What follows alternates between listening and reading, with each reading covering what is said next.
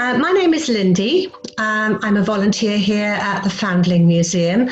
The object I'm going to talk to you about is this painting, and it's by a guy called William Hogarth. The painting is about infant Moses being presented to the Pharaoh's daughter. You're looking at this picture, but it's not all that it seems. It's not really a religious picture or even a history picture per se.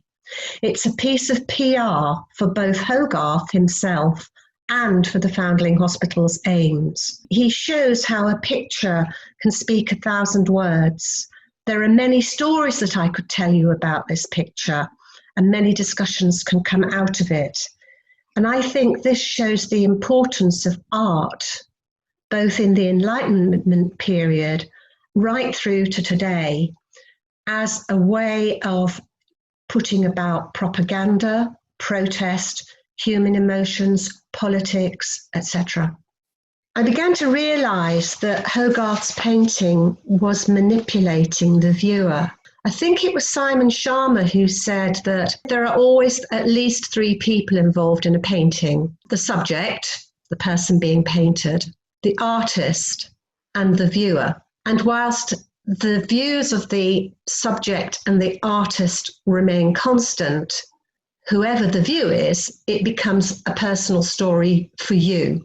This is exactly what this painting has done to me. It's drawn out, sometimes with sadness. I go and speak to this painting. Every time I come into the museum, I go and speak to this painting and say good morning to the people in it. And sometimes I'm happy and sometimes I'm sad. It can actually make me cry, this picture. So I realised Hogarth was beginning to manipulate me.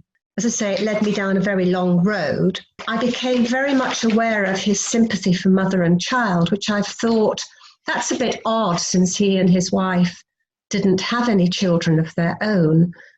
But then neither did Coram, and we know that Coram was highly empathetic towards children, otherwise he wouldn't have started this foundation.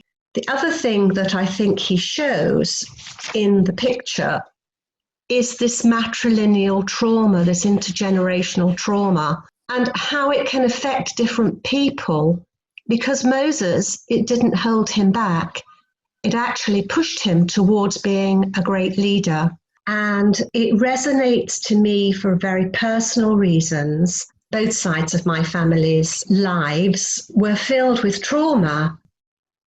I particularly like the way that the light from the window shines on the painting and just shows these 2 tears on the mother's face. And he's very cleverly used glaze, the glaze that preserves the colour and preserves the painting.